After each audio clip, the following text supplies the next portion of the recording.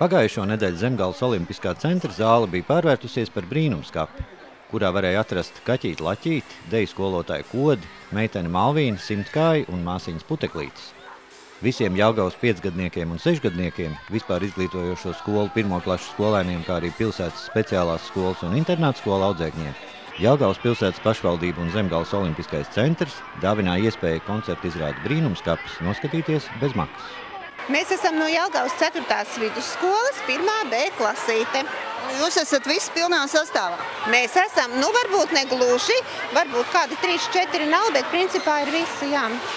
Iedeva mums ielūgums, un tā kā mēs esam tepatām kaimiņos, jā, un mums te tā iešana ir ļoti īsa, tad mēs nolēmām arī atnākt.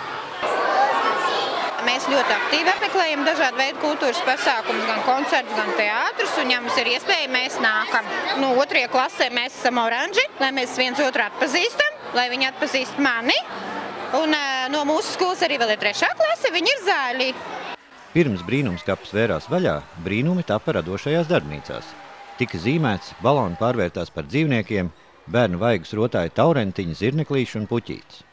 Cik liela piekrišana no bērnu puses ir jūsu mākslā? Kā jūs redzat, ļoti liela. Vai puikas ar stāv rindā? Protams, puišiem ir zirnekļi, meitenēm pārsvarā taurentiņi. Mēs esam no Pasaku nama. Un kas jūs esat? Es esmu Ziedu meitene, bet pie mums dzīvo arī Vinijs Pūks un Toms un Džerijs, ļoti daudz draugu. Kādas lāču lietas jūs stāstiet bērniem? Pavasarī sākās, jā, lāči sāk mosties un sāk meklēt draudzenes. Varbūt arī medu?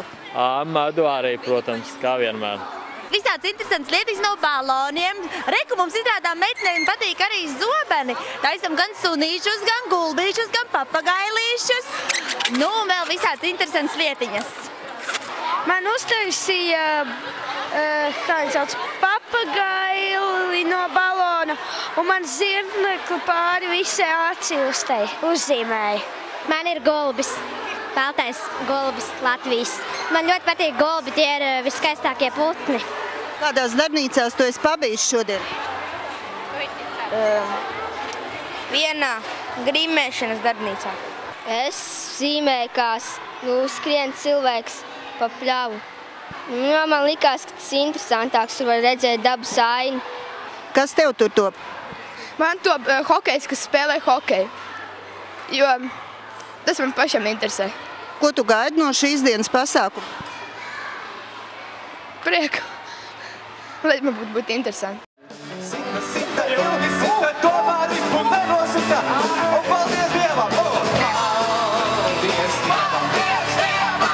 Ripu nenosita. Brīnumskapi veidojuši Ingus Ulmanis un Aigars Vojtišķis, grupa Jumprava un Ladezars mūziķi, Andris Sējānis, grupas Kosmos dalībnieks, dzejnieka Pētera Brūvera sacerētie dziesmu teksti mudināja bērnus iesaistīties brīnumskapī notiekošajā, spēlēt hokeju, braukt vilcieniņā, mācīties dejot un dziedāt. Rīgā! Līmažos! Kur?